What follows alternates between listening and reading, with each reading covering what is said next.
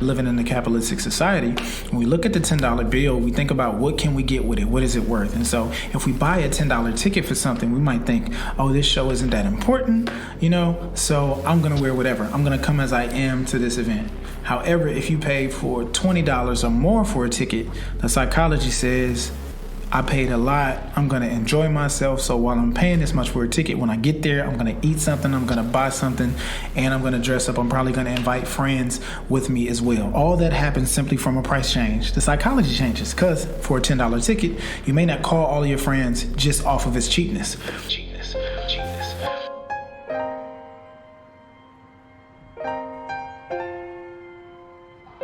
You are now listening to the UnStarving Artist, the show where we help poets and performers alike discover different ways to eat off of their art and make a career of their craft. We're kind of like the craft services for service craftsmen of the microphone. I'm your host, Brandon Alexander Williams, and right now the mic is on.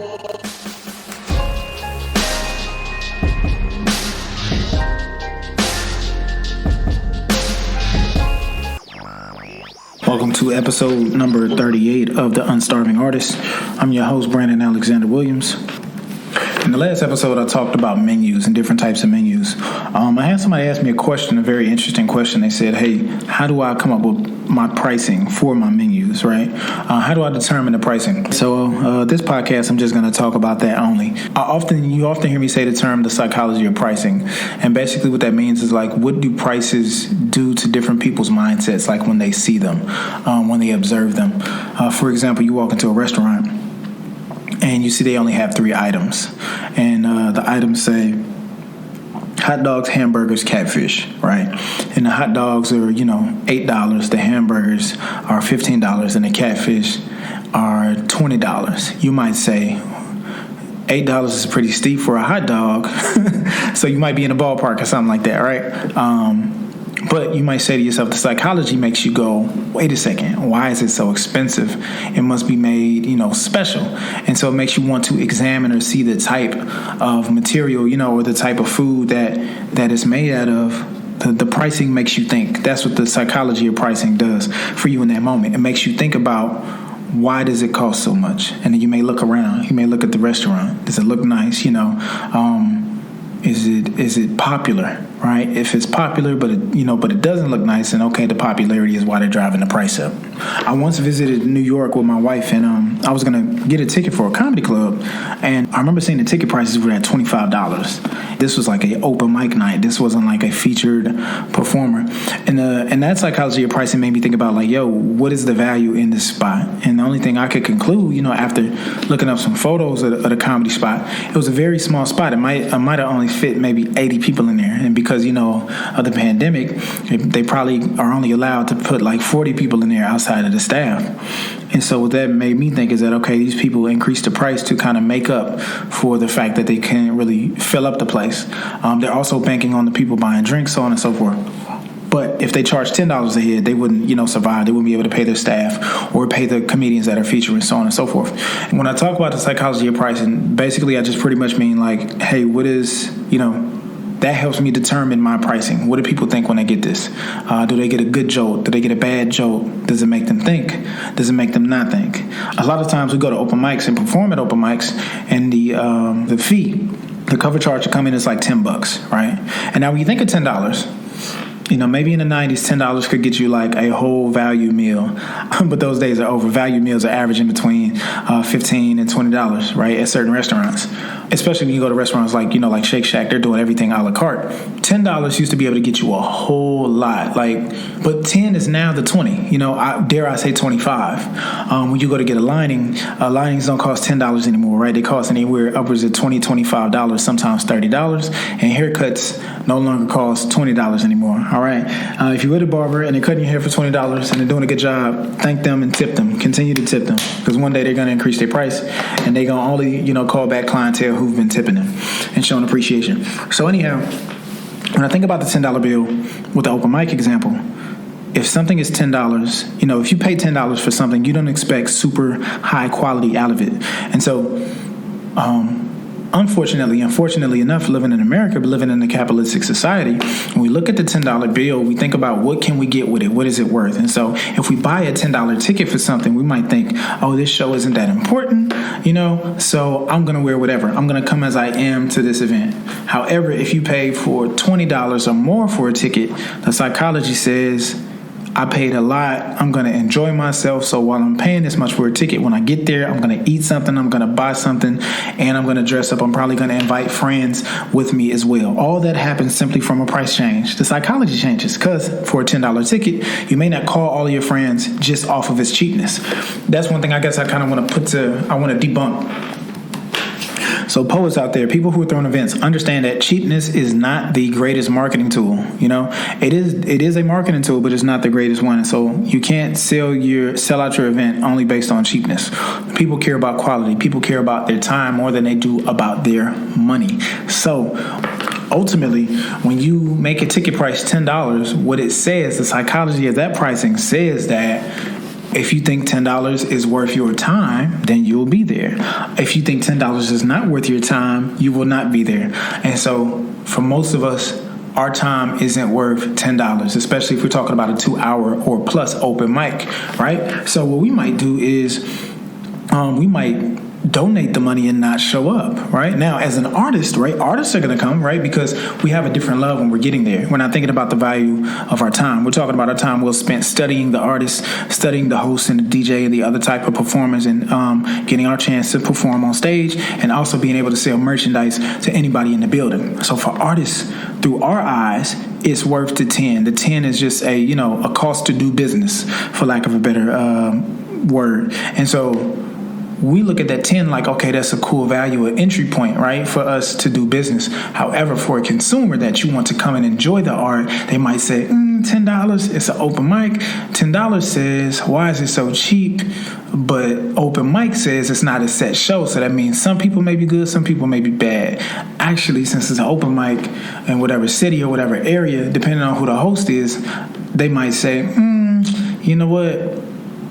No one's ever good at this open mic. Or they might say, hey, this open mic is funny because people come and they're terrible and it's entertaining. Or some open mics may have a greater reputation. Yo, we go to this open mic, it's cheap, but it be cracking. Everybody be good and it's a great time. And so then that works out. But those open mics are few and far between. It's a mixed bag. That's pretty much what I'm getting to. And so a lot of artists can vouch for that. A lot of hosts can vouch for that too. Hey, when it comes to open mic, that's exactly what it is. It's an open microphone. So you may have somebody that's literally coming there just to share a story about their life, or to share a poem that they wrote in their notes app on their phone. More often than not, than you are getting an artist that's like, hey, I'm coming to give a high level performance of spoken word for this $10. And so when you go up in pricing, not only do you attract a different type of clientele, right? You attract people who believe, okay, $15, that's a little bit more worth my time. When you charge $20, it goes up, so on and so forth, right? And so a lot of these things we don't understand and we aren't privy to as artists if we never throw events. That's why it's so important for artists to throw their own events. I always recommend for artists to throw an event annually, right? Preferably your birthday, because if you throw a birthday event, at least your family and your close friends are going to show up. But you want to take that 6 months and or that 12 months, to promote it very well in the neighborhood and the local, the neighborhood around the venue, and as well as the different open mics and poetry community in your city and in the neighboring towns. You never know. Some people might even catch a flight, or they may be in town visiting people and want to attend your event. So you got to put it out there and let them know that it exists and that it's happening, right? And so the sweet spot, what I would say is, if you're a poet and you're putting together a show, a set show, a closed mic as I call it, you're putting together a set show, I advise that you don't do a ticket price less than $20. And the reason why is, pretty much what I just said. When it comes to $20, it's a nice base price. It's a nice base. It's like, hey, how much is $20, right? Like, do you pay $20 for a haircut? You really care about a haircut or lining. And so if you pay $20 for an event, you're like, this is probably going to be a good event. I'm paying $20. It's not no $10. It's not no $5 thing. And then from there, you can charge up in different like VIP pricing and stuff like that, right? So you could do like an entry point at $20. A VIP seat is $40. And then, what you do is you pad the pricing. So, for example, if the general admission is $20 and the VIP is $40, then the math of that $40 ticket says that, okay, I'm paying $20. Like the ticket itself is $20, but I'm paying a little bit more for premium seating, and I'm paying a little bit more for one free drink or a drink discount. And so when they look at the math, they say, okay, it makes sense. If I'm going here, I wanted to have a good seat and I wanted to drink anyway, so I'm going to get this VIP ticket, you know what I'm saying, for $40. And that's how you can sell $40 tickets. A lot of times when we're not, cognizant of these things, we just think like, man, how did somebody sell a $40 ticket? I don't get it. And so you never know that if you don't explore it. So once again, I challenge every artist, man, to throw a show for themselves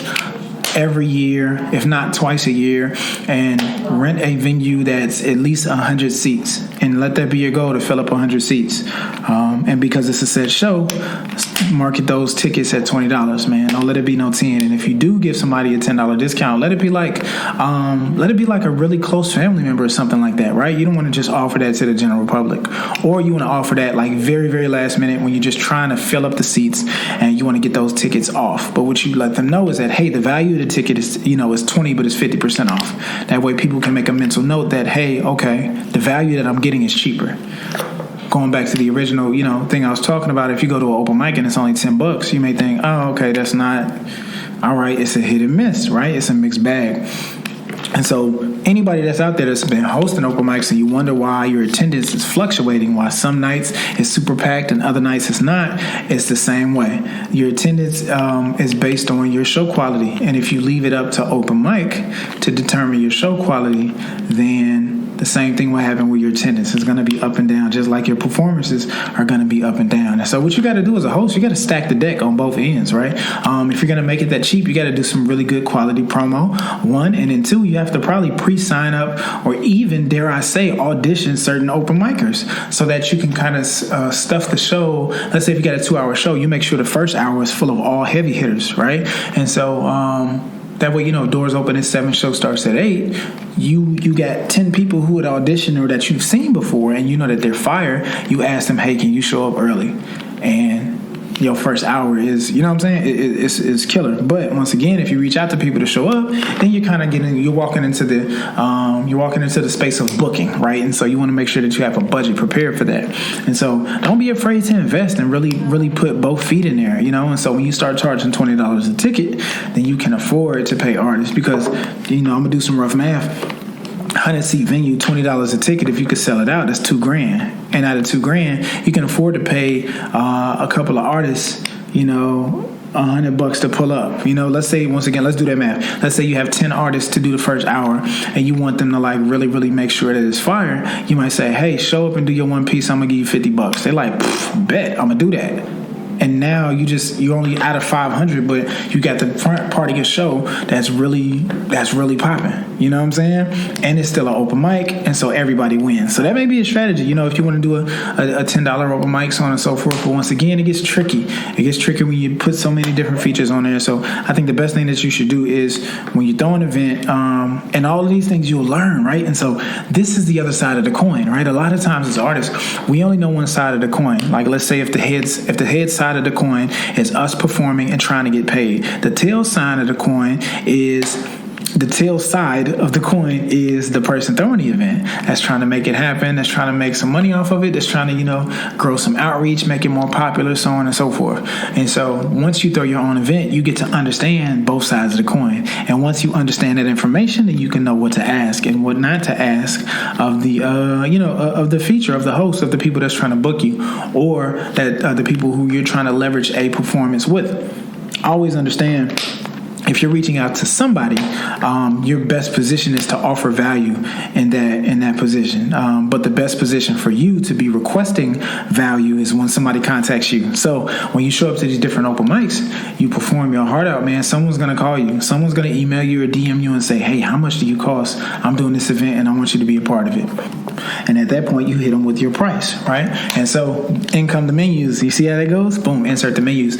So you want to make sure that you have your menus already on deck so you can say, say, all right, boom, for a 15-minute set, I cost this much. For a 30-minute set, I cost this much. For a 45-minute set to 60-minute set, then I cost this much, right? You want to have that in order. You don't want to be fumbling, talking about what's in your budget, right? Because then you're subject to whatever's in their budget. Their budget may be $100. How about this? How about their budget could be $500, but they only tell you that it's $300, right? That's why it's important that you give your price. And once again, the psychology of pricing is going to work in your favor when you give a price that you are worth and that you feel you're worth. Even if you inflate the price that you think that you're worth, it's always going to work in your favor. Because check this out. Here's a scenario. Let's say somebody wants to book you for a show and they've allotted only $300 to pay a feature artist. Right, and let's say we don't know their front end, right? We don't know what their overhead is, but let's say if we knew the other side of the coin, right? Because in business you don't just share your overhead and your back end, like you just don't do that unless you're a business partner with somebody throwing an event. So let's say somebody's overhead costs 100-seat venue, it costs them $500 to rent out. All right, and so cost them $500. If they do $20 a ticket, let's say $25 a ticket, that means their maximum gross income could be $2,500, right? And so they've allotted $300 for the feature artist, plus a flight and some other stuff. Let's say they've allotted $500, right? They figure, okay, all right, I'm gonna pay them $300. I'm gonna use $200 to get a cheap flight to and from where they are, and then I may pay $100 on a hotel. Let's say $600, right? They paid $600. So if their maximum gross potential is $2,500 minus $600, that leaves $1,900, right? That leaves them $1,900 they could possibly make, right? So that all could be profit if they completely sell it out and don't have to pay nobody else. If you come with a different price, that may change their whole ticket structure, their marketing, so on and so forth. So if you come and you let them know, hey, listen, my rate, I can't do $300. My current rate is $1,200. They may say, okay, wait a second. If I do $1,200 all inclusive, right? Let's say it's $1,200 all inclusive. You're gonna pay for your flight, your travel, and everything. Just give me $1,200. I'm gonna get there. I'm gonna kill it. Then out of that $2,500, now their maximum is only $1,300. They can still afford you. But they want to, let's say they want to make more money that night. So they say, okay, cool. Actually, I'm sorry. Their maximum isn't that anymore. It's $1,900 minus $1,200 is $700. Now their max is $700 because, once again, 100-seat venue, $25 a ticket, $2,500, but it costs them $600 to rent the venue, right? And so $2,500 minus $600, $1,900. You cost $1,200. Now it's set. They're down to $700. So they're only when all is said and done, if they completely sell it out, their profit is $700. Their true profit or net is $700 after expenses. They may say, I want to make more than $700. It's still a win, but I want a bigger win. Then guess what? They might change their ticket pricing. They might also get a bigger venue. They might be like, hey, I can't do a 100-seater. I need to do a 200-seater because if I do a 200-seater at $25 a pop, then now my my gross ceiling is $5,000. And let's say the 200-seat venue cost them $1,000. It doesn't matter because they still can profit $4,000. Even minus your $1,200 leaves them with 28. I believe I'm doing quick math. $2,800. And so you see what I'm saying? So all these numbers matter. If you're not fully aware or abreast of these numbers, you don't know. You're going to be in the dark. It's going to seem scary. Like, hey, I'm scared to charge people more than $100 for a feature, more than $200 for a feature. It's because you're not doing the math. And if you only exist in the realm of open mics, I understand they're only charging $10 for the entry. If it's a 100-seater, they can only make $1,000. You know what I'm saying? And so even then, even if, let's say it's a 50-seater, their ceiling is $500. You see what I'm saying? But even then, they can afford to pay you more than $100. And so that's why it's important for you to have your price and you understand the psychology of pricing. And understand also that people reserve the right to not book you. And so I actually take joy in turning down gigs now, simply because it's just a reminder that I haven't found another person who's willing to pay me my rate. And that's okay. Because guess what I'm still going to do? I'm going to show up to the event of the person that wanted to book me, even though they didn't hire me. And what it says is that, hey, I still support you. I'm still going to come to your event and enjoy it. But we just don't see eye to eye, or you can't afford me as far as like to pay me to do my thing on stage. But I'm still going to support you. And so that's one thing I do.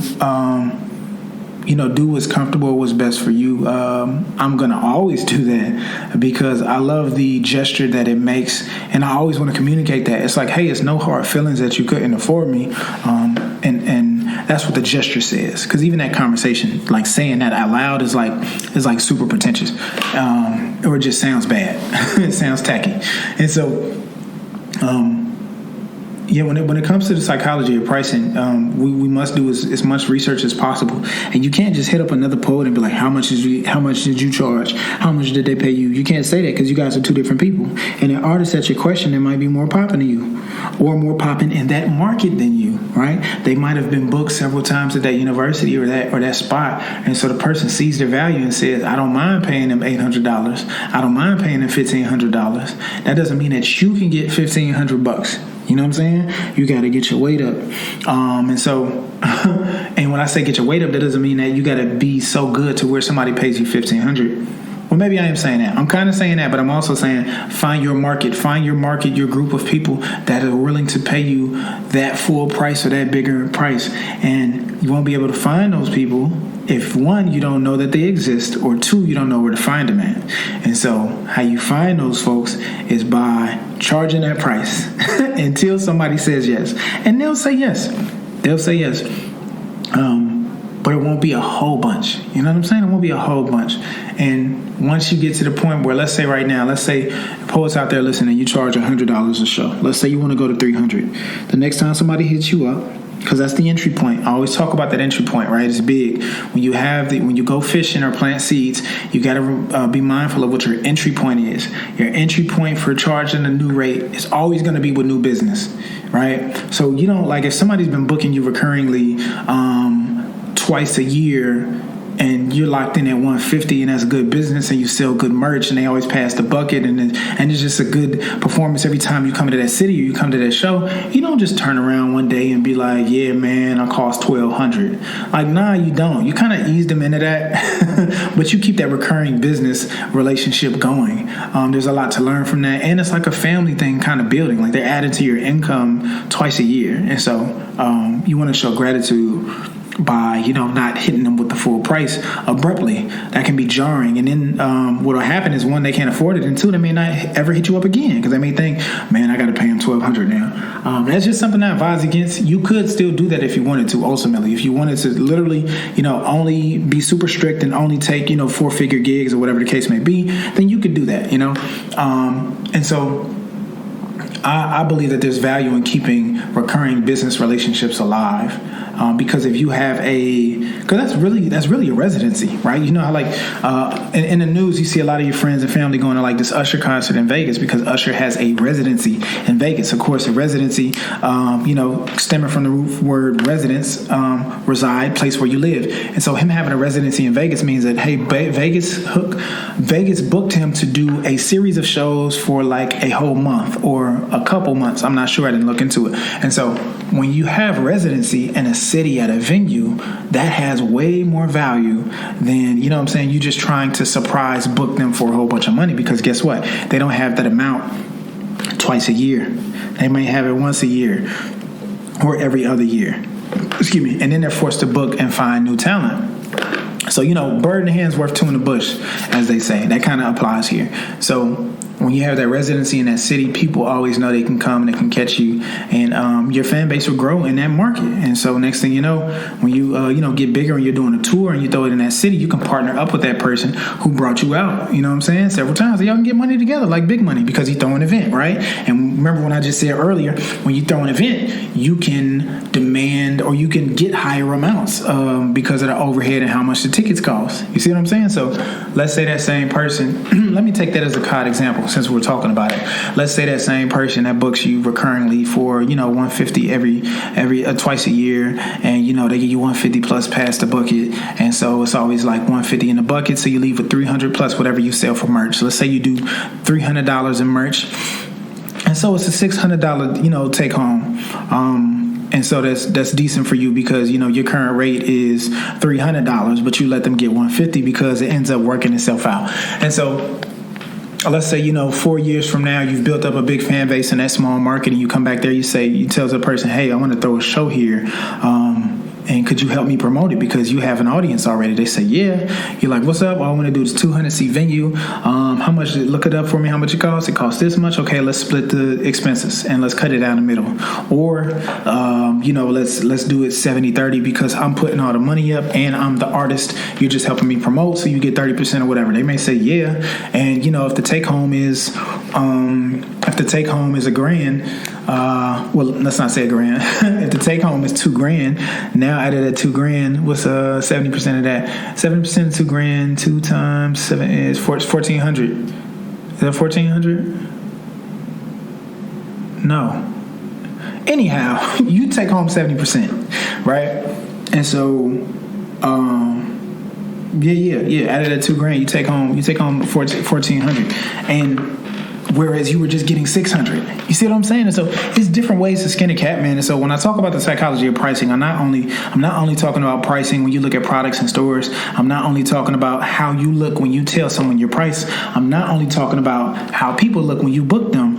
I'm talking about all of the above, And so all of these things make a difference. Numbers make a difference. How many makes a difference. How much makes a difference. And so a lot of times people aren't forced to understand or know how much of a difference they make if you don't put a hard boundary there. If you don't say, hey, this is how much for 15 minutes. This is how much for 30 minutes. This is how much for 60 minutes. And so you let them know, hey, if you want me to do a longer set, you got to pay, you got to pay a bigger price. And so what I would say for artists is like, when it comes to the first menu I mentioned, your booking menu, you want to go ahead and make sure that you do a three-time pricing thing. So the first time would be 15 to 20 minutes. The second time will be 30 to 45 minutes. And then the largest time span would be about a 60-minute set, an hour, a full hour. And so what that'll also do is that once you get your pricing ready, that also kind of puts a fire under you as an artist to like, let me develop my 60-minute set. I don't have a 60-minute set. I only have a 20, I got a tight 20. I got a tight 20. I got a tight 10. My 15 is cool. My 30 is even cool, but I ain't got no 60. Damn, let me think about it. If somebody offered me to do a 60-minute set or said they only need me to do a 60-minute set, what would I do? And so as an artist, you want to keep that in mind, man. A good analogy is like if you go to the market.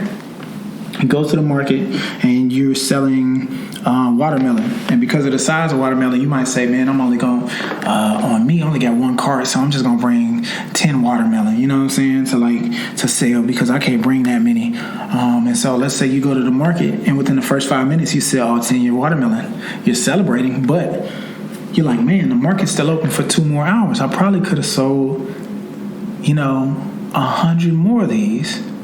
So now what you got to do is take your money and invest in different carts or a truck, or pay somebody to come and drop off your product so that you could sell more. And so then you invest that money. That becomes an investment. You take the money that you sold from those 10 and you say, all right, next time I come back, I'm going to bring 100 here.